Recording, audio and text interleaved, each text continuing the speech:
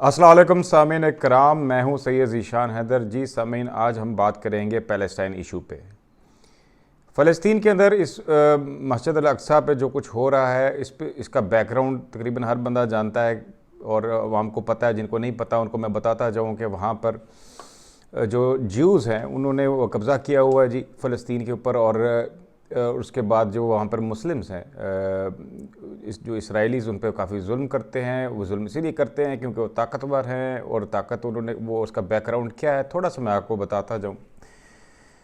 कि हुआ यह था जी कि एक ज़माने के अंदर फ़लस्तीनियों से ज्यूज़ ने मुँह मांगी कीमत पे ज़मीनें ख़रीदना शुरू की, और ज़मीनें ख़रीदते ख़रीदते उन्होंने इतनी ज़मीन ख़रीद ली कि उनको महसूस हुआ कि अब हम यहाँ पर अपनी हुकूमत कायम कर सकते हैं। इसका रेजिस्टेंस फ़लस्तीनियों ने किया, और फिर 60s के अंदर अरब की जंग हुई इसराइल के साथ, और इसराइल ने उनको शिकस्त दी बुरी तरह से। और फिर उन्होंने जो है पूरे ही तकरीबन फ़लस्तीन एरिया पे कब्ज़ा कर लिया। यह है मुख्तसर सी बात जो कि आपको समझनी चाहिए। और उसके बाद उन्होंने महदूद कर दिए उनके राइट्स, और उनको जो है बड़ी, और फिर ये स्ट्रगल जारी रही पैलेस्टाइन की मुख्तलिफ उनकी तंजीमें, अस्करी तंजीमें वगैरह, और फिर लेबनान के अंदर हिजबुल्ला और वगैरह, ये भी उनको रेजिस्टेंस देते रहे, उनके ख़िलाफ़ नबर्द आज़मा रहे। गोलान हाइट्स के ऊपर जो है सीरिया के साथ भी उनके इशू बने रहे, क्योंकि वो हाइट्स जो हैं सीरिया से उन्होंने ले ली थी 60s की जंग के अंदर। ये थोड़ा सा बैकग्राउंड है जी। इस वक्त जो है वहाँ पर हर मुसलमान के जज्बात जो हैं वो दुखे हुए हैं। वो मुसलमान जो है वो परेशान है। एक तो मस्जिद अल अक्सा बहुत ही सेक्रेट जगह है, जिससे हमारे हर मुसलमान के जो है जज्बात मजरूह हो रहे हैं, जो वो कुछ वहाँ पे हो रहा है। और उसके अलावा फ़लस्तीनी मुसलमान भाई हैं, जिस वजह से कहीं भी मुसलमानों के साथ ज़्यादती होगी तो मुसलमानों को दुख होगा। उसी तरह जो है, लेकिन इसमें एक चीज़ समझने की है, जो कि मेरा एक नुक्ता नज़र, मेरा एनालिसिस है जी, जो मैं अक्सर इस पे अपने फेलोज़ के साथ शेयर करता रहता हूँ। वो ये है कि जी हम फ़लस्तीन को तो हम मानते हैं, इसराइल को हम तस्लीम ही नहीं करते। जब तक हम एक मसले को तस्लीम ही नहीं करते तब उसका हल कैसे निकालेंगे, हम उसको इंगेज कैसे करेंगे।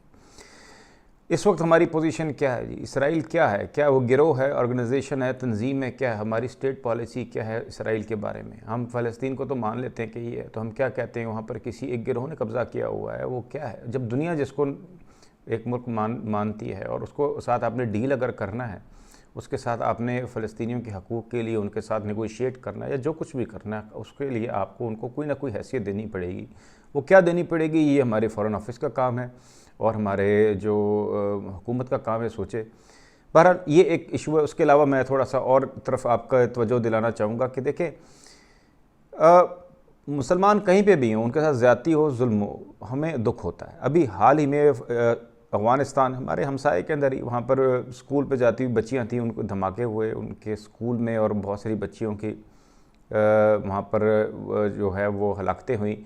और उसका भी हमें गम है। हर मुसलमान उससे भी दुखता है। जहाँ पे भी मुसलमानों के साथ, देखिए ये एक नेचुरल सी बात है। अगर आप पाकिस्तानी हैं तो आपको महसूस, कहीं पे पाकिस्तानी के साथ जुल्म होगा आपको दुख होगा। कहीं आप एक इलाके से, एक शहर से बिलोंग करते हैं, उस शहर के लोगों के साथ ज़्यादती होगी तो आपको दुख होगा।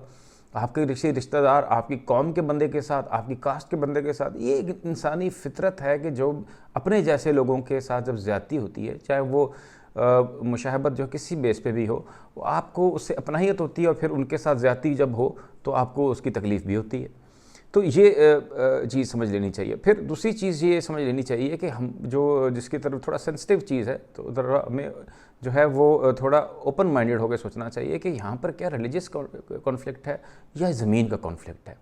देखिए वहाँ पर इस फ़लस्तीन में जो क्रिश्चियंस भी रहते हैं, आर्मेनियंस भी रहते हैं, वो भी इसी तरह तंग हैं यहूदियों से, और उन मखसूस यहूदियों से जो कि कॉलोनिस्ट माइंड के हैं, जो वहाँ पर जुल्म कर रहे हैं। वो सारे यहूदी ऐसे नहीं हैं, लेकिन कुछ वहाँ पर जो इस ताकत में हैं, वो भी उनकी भी ज़िंदगी उन्होंने तंग की हुई है।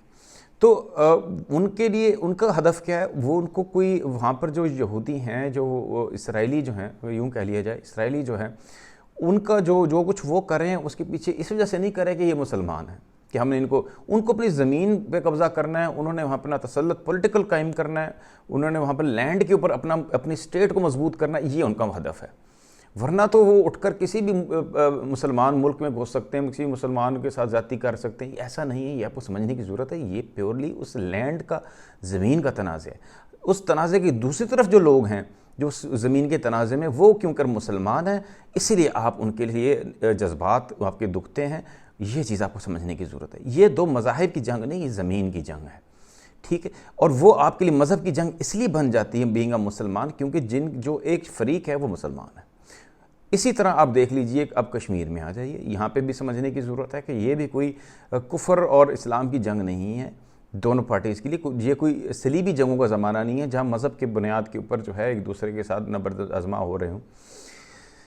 یہ بیسیکلی یہاں پر بھی زمین کا میٹر ہے. کشمیری جو ہیں اپنی زمین کو آزاد کرانا چاہتے ہیں، خود مختاری چاہتے ہیں، اور آپ جو ہندوستان گورنمنٹ ہے وہ اپنی لینڈ جو ہے جس کو کلیم کرتی ہے وہ اپنی زمین چاہتی ہے. ان کو مسلمانوں سے مسئلہ نہیں ہے، ان کو اسلام سے مسئلہ نہیں ہے. یہ آپ سمجھ لیے، سمجھنا چاہیے ہمیں. وہاں پر ہندوستان کے اندر بھی پاکستان کی آبادی سے زیادہ مسلمان رہتے ہیں، ان کے ساتھ ان کو مسئلہ نہیں. ان کو کشمیر کے رہنے والوں سے اس لیے مسئلہ ہے کہ کشمیر کے رہنے والے اپنی وہاں آزادی چاہتے ہیں، اس زمین کی آزادی چاہتے ہیں. تو یہ بھی معاملہ زمین کا ہے. اور ہاں، وہاں پر کیونکہ جو کشمیری ہیں وہ ہمارے خطے کے ہیں اور ہم مسلمان ہیں، تو ہمارے دل ان سے جڑے ہوئے ہیں. اور ان کی جب تکلیف ہوتی ہے، جب وہ ریزسٹنس دیتے ہیں، اور اس ریزسٹنس کے وجہ سے جو ہے وہاں پر ان کی افواج جو ہیں بھارت کی ظلم کرتی ہیں یا سختی کرتی ہیں، جو انسانیت سوز قسم کے جو کام کرتی ہیں، اس سے ہمیں دکھ ہوتا ہے اور ہم ان کے ساتھ کھڑے ہوئے ہیں اور ہم ان کو سپورٹ کرتے ہیں. یہ آپ پہلے کلیئر کر لیجئے. اب دوسری چیز ہے کہ یہ تو آپ کو بیک گراؤنڈ ہو گیا، ریئلٹی چیک ہو گیا، سامنے حقائق سامنے آ گئے. اب کرنا کیا چاہیے جی؟ کیونکہ being a Muslim, being a Pakistani, اگر آپ ان دونوں کانفلکٹس کے ساتھ جڑے ہوئے ہیں تو اس کا سولوشن بھی مذہبی ہونا چاہیے. ورنہ جو اور بھی طریقے ہیں، ایک پولیٹیکل فلاسافیکل وغیرہ نہیں، کیونکہ آپ کا پیورلی اس کنسرن جو ہے، اسے جو رشتہ ہے وہ مذہب کا ہے ان دونوں کانفلکٹ سے بنیادی طور پر. اور یہی ہمیں پڑھایا گیا اور یہی ہم سمجھتے ہیں.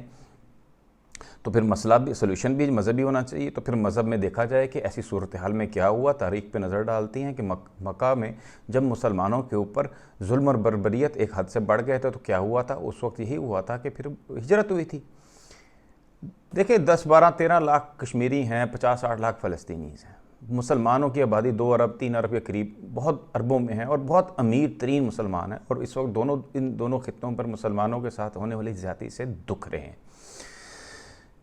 تو ہجرت جو ہم ہوئی تھی ہماری، اس ہجرت سے اگر ہم سبق سیکھیں تو ہمیں چاہیے کہ ہم اپنے وہاں پر یہی ہوا تھا کہ مکہ سے جو مسلمان ہجرت کر کے مدینہ آ گئے تھے، اور مدینہ کے جو مسلمان انصار تھے انہوں نے اپنی آدھی جائیداد، اپنا آدھا گھر ان کو دے دیا تھا اور ان کو بچا لیا تھا اس ظلم اور بربریت سے. تو سبق یہی ملتا ہے کہ کشمیر ہو یا فلسطین ہو، مسلمانوں کو وہاں پر جو مظالم مسلمان بھائیوں کے ساتھ ہو رہے ہیں ان کے لیے اپنے گھر کھول دینے چاہیے.